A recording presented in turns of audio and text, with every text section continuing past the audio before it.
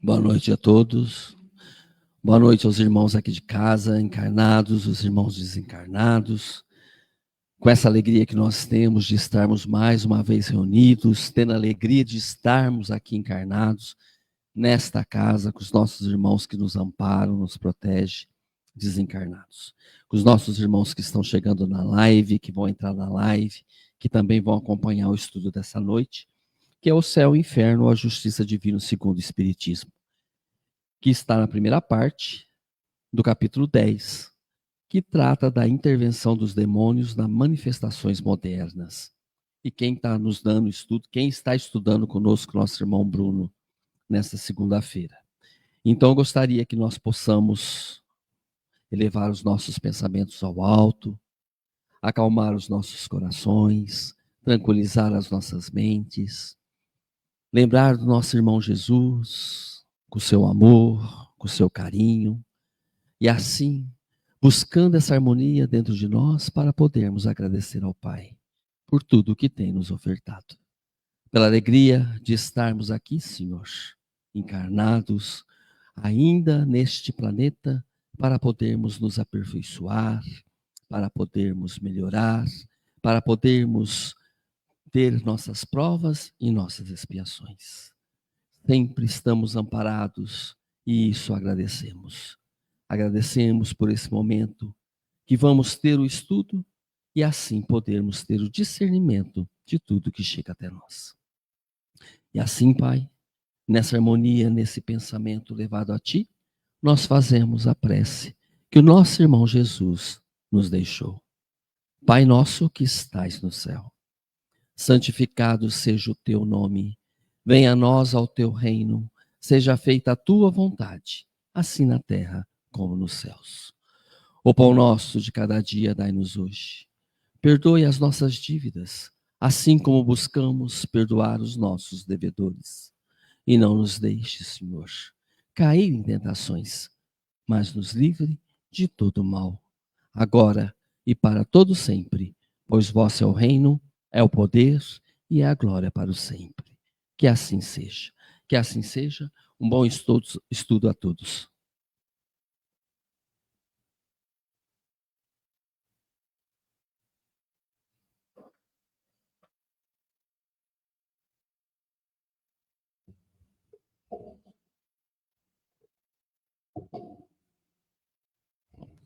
Boa noite aos irmãos aqui presentes, aos irmãos de casa que estão acompanhando o estudo pela live e aos irmãos desencarnados que aqui também estão para aprendermos um pouco mais, né? E agradecer por tudo que nos vem acontecendo de bom e de não tão bom nessa nossa jornada. Como o Éder disse, nós vamos dar continuidade ao estudo do livro O Céu e o Inferno. A gente ainda está no capítulo 10, intervenção dos demônios nas manifestações modernas. Na semana passada, a gente estava vendo o item 10. Por quê? Kardec está trazendo para a gente exemplos de outras obras básicas do Espiritismo, né, para mostrar que o Espiritismo ele não tem ligação com magia, ele não tem ligação com rituais ou com símbolos, né? E aí a gente continua vendo esses trechos hoje, para finalizar esse item 10. Em princípio, o futuro deve ser ocultado ao homem. É apenas em casos raros e excepcionais que Deus permite sua revelação. Se o homem conhecesse o futuro, negligenciaria o presente e não agiria com a mesma liberdade, porque seria dominado pelo pensamento de que, se uma coisa deve acontecer, ele não tem que se preocupar com isso, ou então procuraria entravá-lo. Deus não quis que assim fosse, a fim de que cada indivíduo concorresse para a realização das coisas, mesmo daquelas quais ele gostaria de se opor. Deus permite a revelação do futuro, quando esse conhecimento prévio deve facilitar a realização da coisa, em vez de entravá-la, impelindo a agir diferentemente do que se teria feito sem isso. O Livro dos Espíritos, parte 3, capítulo 10. A gente já vê aqui a questão do futuro, né? Quantos de nós não gostaríamos de saber o futuro? O que será que vai acontecer? Se eu estou passando por um desafio, principalmente, né? Como que será que vai se suceder isso? Que prova é essa que eu tenho que enfrentar? Quanto tempo ela vai durar? Como que isso vai terminar, por exemplo? Ou então, será que eu vou me casar? Será que eu terei filhos? Como será que vai ser minha vida daqui 5 anos, né? E aí, o texto traz para a gente esse futuro oculto. De acordo com os ensinamentos, o futuro não deve ser revelado a nós, por conta do aprendizado e por conta do livre-arbítrio. Estamos passando por uma lição, estamos passando por um aprendizado. Seria como saber as respostas da prova antes de fazê-la. Aí não tem graça, né? Seria mais ou menos assim. Então, o conhecimento antecipado desse futuro atrapalharia a nossa responsabilidade moral, por exemplo. E Deus, que é sábio e todo-poderoso, ele evita que isso aconteça. Por quê? Nós somos coautores do nosso destino e não espectadores dele. Nós somos responsáveis pela nossa jornada, pelas nossas escolhas, né?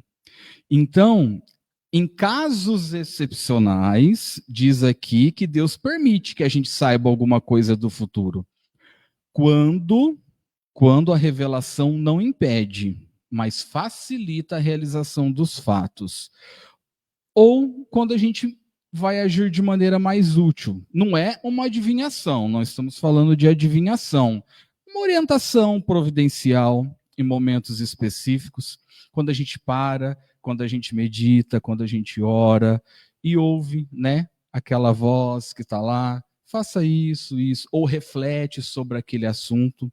Isso é como se fosse uma, né, ajuda que a gente recebe. E ele diz aqui também, que vale destacar, que os espíritos inferiores, eles não têm acesso ao futuro definitivo, tá? E então, eles não podem ser considerados seres demoníacos, que revelam o futuro, por exemplo. Mas quem traz alguma coisa ou outra são os espíritos elevados, e isso com a permissão de Deus, por razões úteis ao progresso do homem, ao nosso progresso. Então, se Deus tivesse nos dado uma visão total do futuro, o que a gente iria fazer? Como que seria o presente? Como será que a gente viveria o presente? Ah, não, isso daqui vai acontecer daqui 10 anos, eu vou meter o pé. Um exemplo. Não vou viver, não estou nem aí.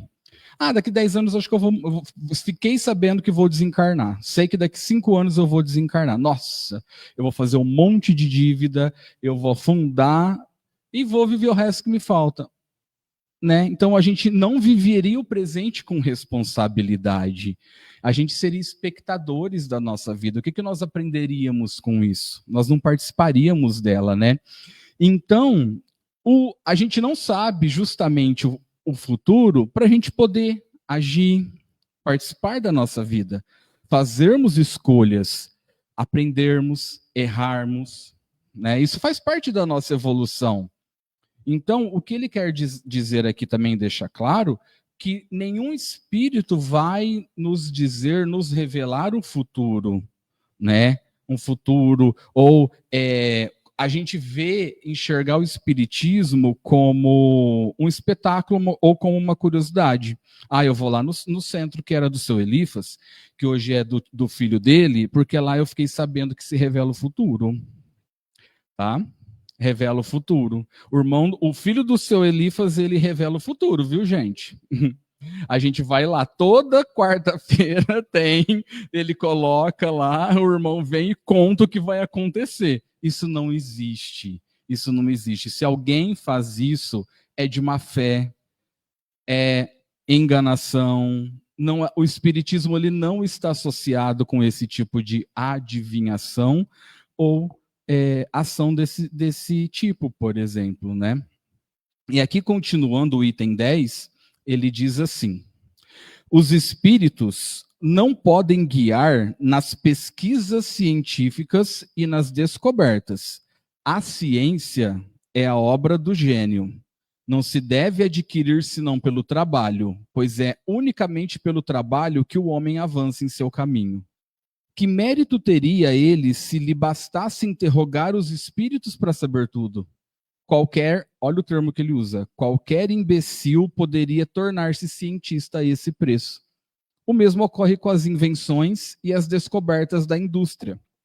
Quando chegou o tempo de uma descoberta, os espíritos encarregados de dirigir sua marcha procuram um homem capaz de levá-la ao bom termo, inspiram-lhe as ideias necessárias, de maneira a deixar-lhe todo o mérito, pois essas ideias é preciso que ele as elabore e as empregue. Isso acontece com todos os grandes trabalhos da inteligência humana. Os espíritos deixam cada homem na sua esfera. Daquele que é próprio apenas para cavar a terra, não farão o depositário dos segredos de Deus, mas saberão tirar da obscuridade o homem capaz de secundar seus desígnios. Não vos deixeis, portanto, arrastar pela curiosidade ou ambição numa via que não é o objetivo do espiritismo e que vos conduziria às mais ridículas mistificações. Livro dos Médiuns, capítulo 26, esse trecho que ele tirou aqui. Ele diz aqui pra gente que o espiritismo ele não vai substituir o esforço do homem, né? Principalmente no campo das descobertas, no campo da ciência. Do que o Tiago vem tratando na Gênese? Ciência, né? Aliança do espiritismo com a ciência. Então, o texto deixa muito claro que a ciência ela é fruto do gênio humano, né? E o progresso intelectual ele só acontece por meio do trabalho, por meio do estudo, das pesquisas que o homem faz. Se fosse apenas perguntar para os espíritos para saber tudo, não haveria mérito nem intelectual e nem moral. Seria tudo muito fácil, né? Se a gente soubesse. Então, vale destacar que os espíritos, eles não fazem o trabalho por nós, mas eles nos inspiram. Isso é importante destacar. E quando a humanidade está pronta para uma determinada descoberta, aí os espíritos podem procurar aquele irmão que já está em progresso, que já está em trabalho, aquele irmão encarnado, que vai ser capaz de realizar, né, aquela descoberta ou algo do tipo, e vai soprar ideias, intuições, mas elaborar o raciocínio e aplicar praticamente, quem faz isso é o homem. E isso preserva o mérito do homem, o mérito humano, porque a gente escolhe a nossa liberdade de pensamento, a gente faz uso bom da inteligência que a gente tem. Então, não são os nossos irmãos espirituais responsáveis pelo avanço da ciência diretamente, tá? Continuando, os espíritos deixam cada homem em sua esfera. Olha que importante isso. Essa frase ela é muito importante. Ela significa que Deus ele não entrega diretamente os tesouros intelectuais a quem não tem uma estrutura para desenvolvê-los, né? Não se força alguém além de suas capacidades e ninguém recebe a sua missão acima do que pode suportar. É o caso que os meninos destacam. Acho que o Éder fala muito, eu não sei se é o Éder ou o Tiago, que fala da questão do peso da cruz, né? Nenhuma grama a mais é colocada. Então, a mesma coisa em relação a isso, né? A gente recebe uma missão que a gente vai conseguir suportar, independente de qualquer coisa. E ele destaca aqui também que não se usa o espiritismo para tentar obter segredos, fórmulas mágicas ou atalhos para riqueza ou poder, né? Espíritos brincalhões, inferiores, podem até aproveitar essa situação para iludir algum irmão, mas aqui não. A gente tem que lembrar que o espiritismo ele tem uma finalidade moral e não material, né? Então, assim, mais uma vez, Éder, vamos lá. Eu vou vir aqui quarta-feira. Será que o irmão fala os 6 números da Mega Sena para a gente jogar? A gente divide entre nós o prêmio, tá? Então, isso não acontece aqui, porque muitas pessoas acreditam que lá no centro, né, por conta dessa comunicação que a gente tem com os irmãos desencarnados, que nós vamos descobrir o futuro. Quando que nós sabemos do futuro? Quando que nós sabemos que vai acontecer, por exemplo? Quando que nós poderíamos imaginar uma pandemia? Então, assim, algumas coisas a gente tem noção, mas não exatas de que vão acontecer. A gente sabe.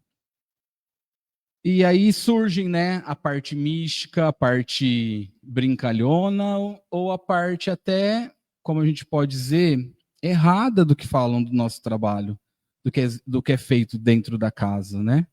As pessoas ainda não sabem o quão importante é estar aqui e estudar para a gente crescer cada vez mais em outros méritos, não material e sim moral.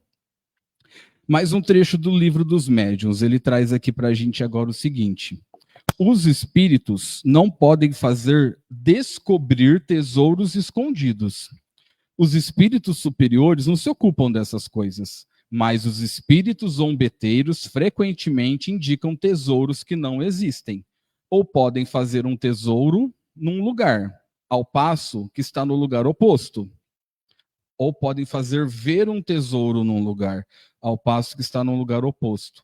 E isso tem uma utilidade para mostrar que a verdadeira fortuna está no trabalho. Se a providência destina riquezas escondidas a alguém, ele as encontrará naturalmente e não de outra forma. Livro dos Médiuns, capítulo 26. Então, a gente já sabe que os espíritos superiores, eles não vão se ocupar de revelar tesouros escondidos. A ideia é bem simples e objetiva. Esses tesouros, essas riquezas materiais, ouro escondido, fortunas, não fazem parte de preocupações dos nossos irmãos mais elevados, né? Nada disso vai contribuir para o progresso moral. Nem educa, nem melhora o espírito de ninguém. A missão dos bons espíritos é elevar e não tornar uma pessoa arrogante, por exemplo, né? Porque quando a pessoa tem muito, muito dinheiro, não é o caso de todos, claro, mas se a pessoa não tiver bem evoluída moralmente, é bem rápido ela se tornar arrogante, né? Por conta da aquisição de muito bem material. Isso enfim. Kardec é bem direto quando ele diz que os espíritos inferiores podem revelar tesouros inexistentes. E quando buscamos riqueza fácil, por exemplo, a gente acaba abrindo a porta para o misticismo. E a ganância do homem vira brecha para o engano. E isso, no fundo, vai servir como uma lição. Porque Deus não abençoa o ganho fácil. Ele abençoa, na verdade, o trabalho. Ele diz aqui: a verdadeira fortuna está no trabalho. E a lei do trabalho é uma lei divina, porque é uma riqueza legítima. E quando a gente fala de riqueza, não precisa ser riqueza material. Pode ser riqueza financeira, claro, mas pode ser riqueza intelectual, pode ser riqueza moral, espiritual, né? E tudo isso vai nascer da onde? Do trabalho, do esforço, da honestidade, da dedicação. E se algum dia um de nós ou qualquer outro irmão tiver que encontrar ou reencontrar uma riqueza material, isso vai surgir de forma natural, ele vai encontrá-la sozinho.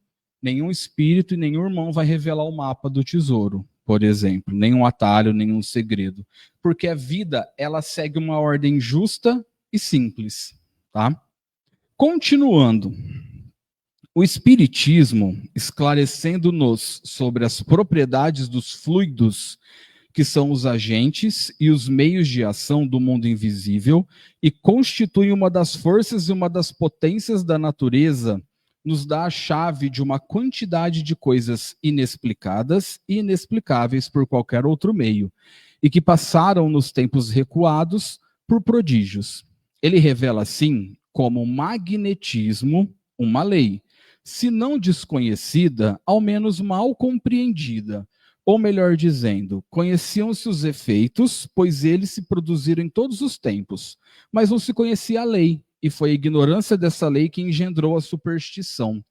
Conhecida essa lei, o maravilhoso desaparece, e os fenômenos entram na ordem das coisas naturais. Eis porque os espíritas não fazem mais milagres fazendo escrever os mortos ou girar uma mesa, do que o médico fazendo reviver um moribundo ou o físico fazendo cair o raio. Aquele que pretendesse, com auxílio desta ciência, fazer milagres, seria ou um ignorante da coisa ou um impostor. Livro dos Médiuns, capítulo 2. Então aqui ele vem falar para a gente do que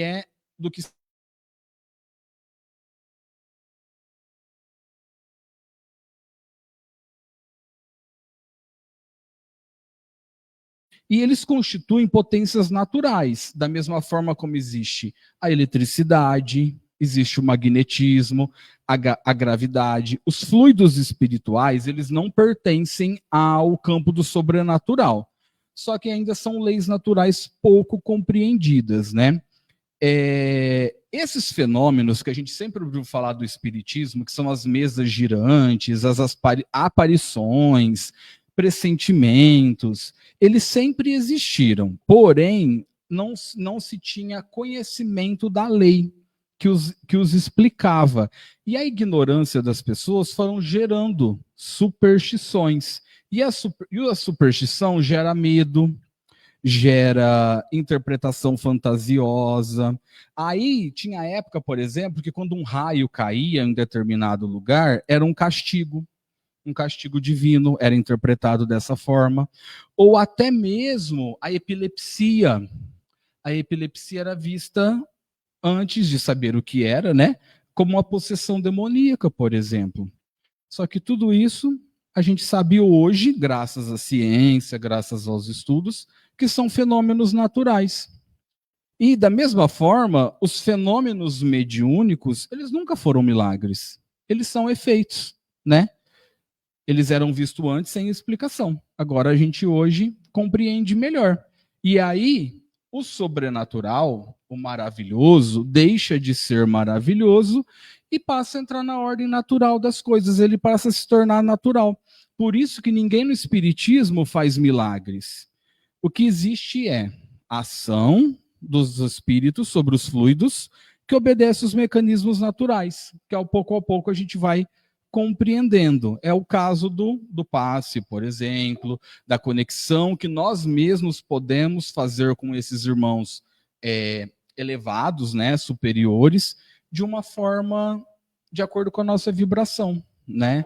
Raiva, ódio, desprezo, ganância, egoísmo, a gente vai se ligar a fluidos de irmãos desencarnados que pensam e agem da mesma forma. E a gente vai atrair cada vez mais isso para a nossa vida. Agora, a partir da bondade, do amor, do perdão, da caridade, a gente consegue melhorar esses fluidos, a nossa vibração, fazendo com que a gente atraia, né, espíritos superiores, espíritos elevados para a nossa vida. Certas pessoas fazem uma ideia muito falsa das evocações. Há as que creem que elas consistem em fazer voltar os mortos com um aparato lúgubre do túmulo.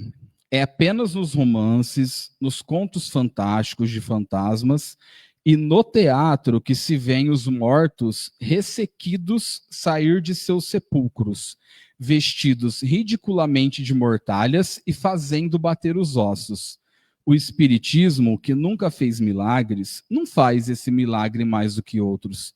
E nunca fez reviver um corpo morto. Quando o corpo está na sepultura, está lá definitivamente. Mas o ser espiritual, fluídico, inteligente, não foi para o túmulo com seu invóculo grosseiro. Separou-se dele no momento da morte. E uma vez operada a separação, um não tem mais nada em comum com o outro. Livro O que é Espiritismo, capítulo 2, número 48. Aqui ele traz para a gente, né, desfazendo aquela visão caricata que os teatros apresentavam. A gente está falando de uma obra do século XIX. Então a gente não tinha cinema, não tinha TV ainda. Então por isso que ele cita o teatro e os romances, né? Mas hoje a gente vê isso em série, novela, filme, essa visão caricata sobre evocação dos mortos e dos espíritos, né? E quando a gente fala em evocar os mortos, muita gente vai imaginar eles saindo das tumbas, das sepulturas, todos em decomposição. Tipo o Michael Jackson, isso. Exatamente. Esqueletos batendo os ossos, as caveiras, né? E essa imagem que a gente tem, ela não foi criada pelo espiritismo. Ela vem dos romances, ela vem dos contos, ela vem da TV, né? Tudo isso foi sendo reproduzido. Então, mais milagre, ele não vai ressuscitar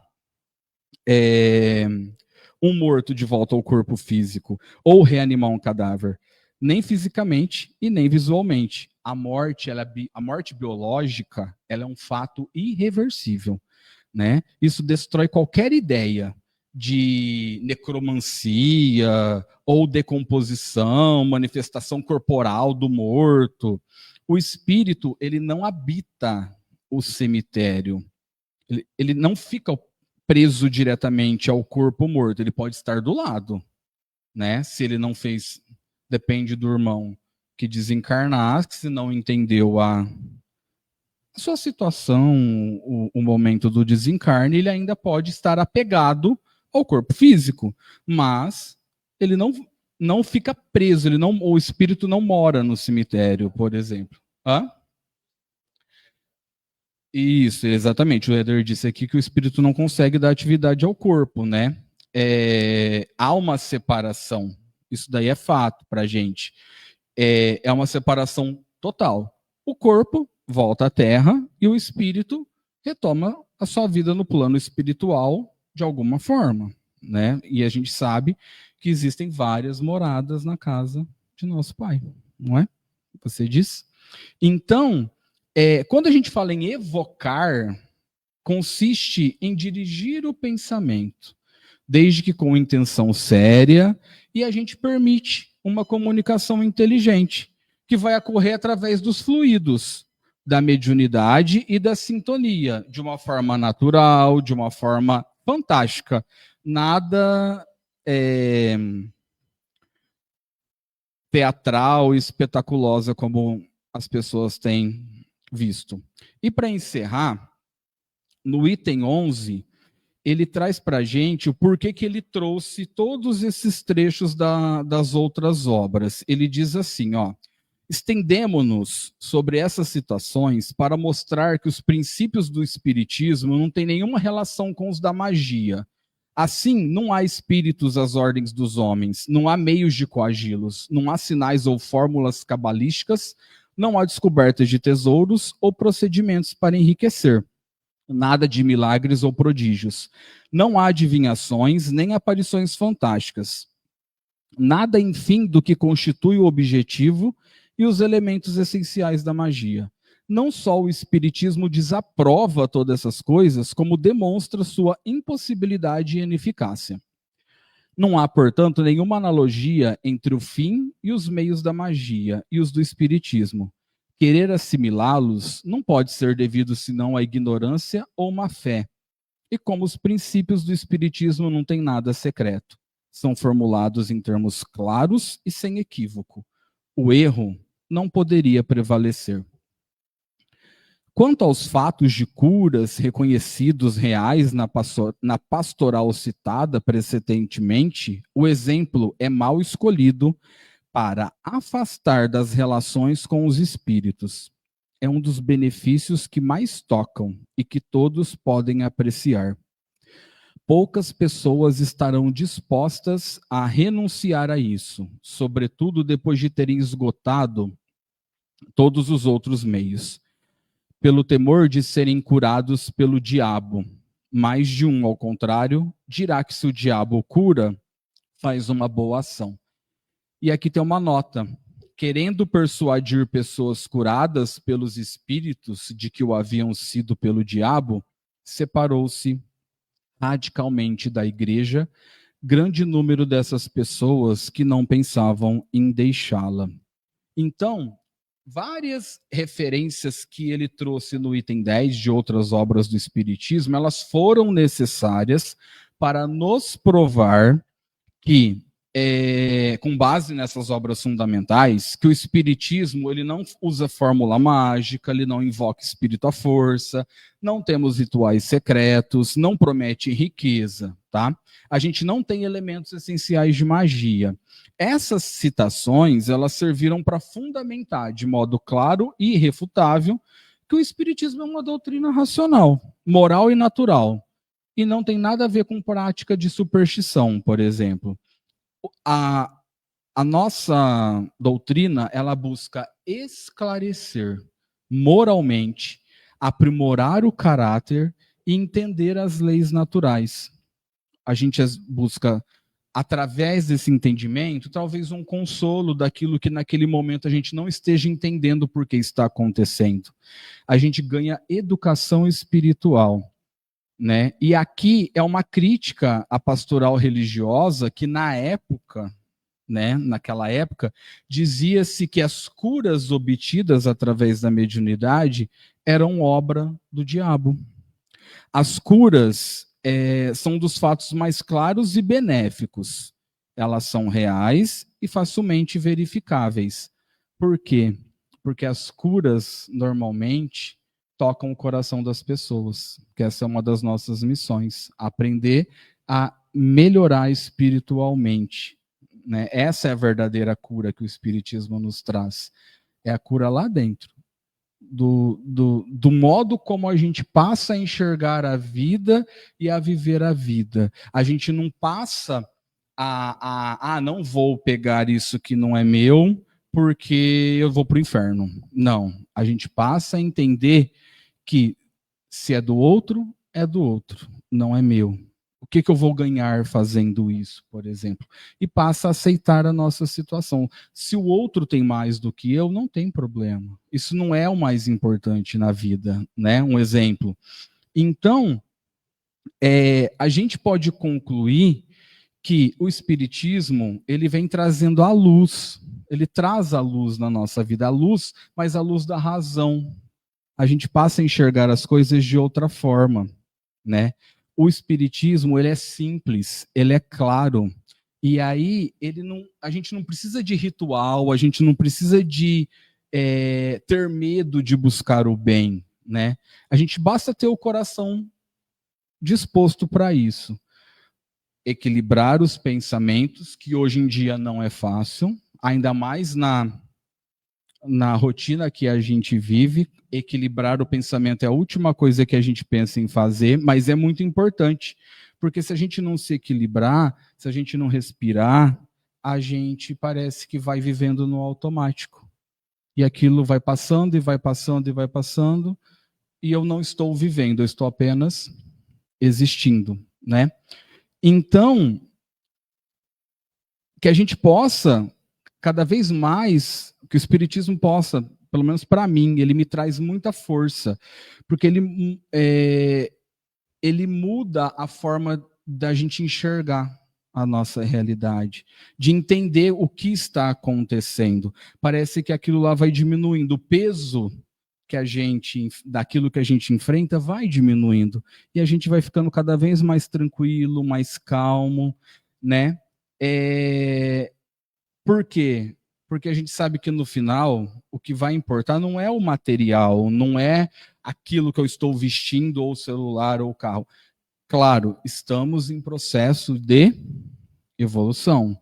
Como você disse, sexta-feira nós estamos engatinhando, então é óbvio que queremos um conforto, queremos uma casa boa, isso daí não é, como se diz, não, eu vou viver agora igual São Francisco de Assis, né? Então passe a viver igual São Francisco, se desprenda de tudo que é material. Não é isso que eu estou querendo dizer. Eu acho que no fundo, depois, com o passar do tempo, com os estudos, a gente vai percebendo que o que importa são outras coisas que nos fazem feliz e que nos traz felicidade, né? O que nos traz felicidade hoje? Se eu perguntar para a dona Fátima, certeza que ela vai falar. O sorriso dos netos dela, por exemplo, é o que traz felicidade para a vida dela. Ela poderia ter R$1 milhão na conta, se é que não tem. Tá? Se a dona Fátima tivesse R$1 milhão e não tivesse os netos dela com ela, ela não seria uma pessoa feliz. E isso não é a coisa mais gostosa da vida, não é? É isso que a gente vai descobrindo ao longo da vida e ao longo dos nossos estudos, que a vida é simples, que é isso que a gente tem que ir aprendendo e que jamais a gente está caminhando sozinho. A gente sempre tem alguém, seja encarnado e seja desencarnado, que a gente pode contar. Ana Lúcia Pina. Conheceis a verdade e ela vos libertará, disse Jesus. Para mim isso é o Espiritismo. Obrigado, Ana, é isso mesmo. E é isso, gente. Obrigado e que assim seja. Alguém quer colocar alguma coisa, falar algo? Éder quer complementar alguma coisa? Não? Então vamos fazer a nossa prece de encerramento, agradecer o pessoal de casa, né, que está acompanhando mais uma segunda-feira. Ronilda, Tom Scadelai, Marcelo Vernilo, Rosângela Dantas, Éder Ferreira, Cíntia Campos. O Tom disse aqui, ó. Sempre bom começar a semana com essas pílulas de conhecimento que cada dia nos torna melhores. Obrigado, é isso mesmo. Cris Carvalho, saudades, Cris. Sueli Guidetti, Marta Dão, Regiane Ferreira, Natália Marçom, Marilise Carvalho, saudades, viu, Natália? Dolores Romero, Adriano, e é isso. É isso, Adriano Jovita. Tem mais alguém? Ana Lúcia Pina? Não? Carla? Marcelo? A Carla Marcelo está aí assistindo a gente? Que bom, Carla. Dia que você quiser, tá? A casa está de portas abertas para você. Cris? Qual Cris? Adão? Cris Adão. Boa noite, Cris. Obrigado. José Alves? Bonfim. Um abraço. Mais alguém? Então, para a gente encerrar a nossa noite, né, de aprendizado e de estudo, que o Senhor da vida e a bondade que nos envolve, sabedoria que nos guia, que nós possamos agradecer por esse instante de aprendizado, que nós possamos refletir sobre a luz que o teu amor espalha, mesmo onde, por ignorância, muitos veem apenas as sombras. Que as lições de hoje nos ajudem a compreender que o Espírito sopra onde quer e que nenhuma manifestação do bem é pequena demais quando nasce da tua vontade. Que possamos desenvolver o discernimento para reconhecer o que vem da sua luz e afastar com serenidade tudo aquilo que nasce apenas da imperfeição humana. Ampara nossos passos, Pai, para que caminhemos com coragem, com confiança, sabendo que ninguém está abandonado e que cada intuição elevada, cada inspiração de paz é um convite para um novo recomeço. Que a sua presença nos guarde, que a sua presença nos envolva e que a sua luz permaneça conosco hoje e sempre. Pai nosso, que estais nos céus, santificado seja o vosso nome, venha a nós o vosso reino, seja feita a sua vontade, assim na terra como no céu. Pão nosso de cada dia nos dai hoje, perdoai as nossas ofensas, assim como nós perdoamos a quem nos tem ofendido, e não nos deixeis cairmos em tentação, mas livrai-nos, Senhor, de todo mal, agora e para todo sempre. Que assim seja. Que assim seja. Quarta-feira a gente tem uma programação especial. Nós temos uma palestra às 7h30, né? Sobre o perdão, com 2 convidados especiais, tá bom? Da cidade de Barretos. Um abraço e até quarta.